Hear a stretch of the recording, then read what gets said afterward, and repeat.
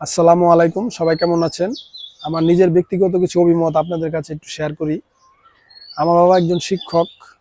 তিনি খুবই ব্যক্তিত্ব সম্পন্ন মানুষ ছিলেন। অনেক বড় হওয়ার পরও আমার বাবা আমাদের কখনো বলেনি যে কাজ করো, কিন্তু মা বলতো কাজ কর, এটা সেটা কর, ঘরের সাহায্য কর, কিন্তু করতাম না।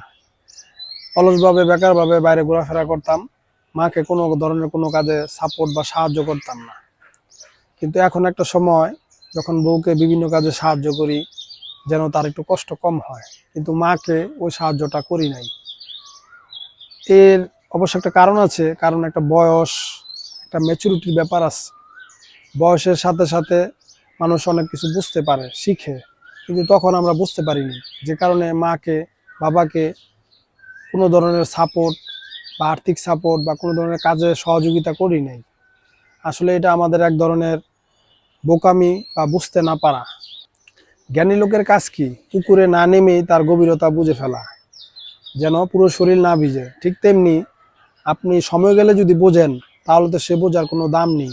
তাই সময় থাকতে সময়ের মূল্য বুঝতে হবে। আর এই জন্যই তো লালন সাহেজি বলেছেন, সময় গেলে সাধন হবে না।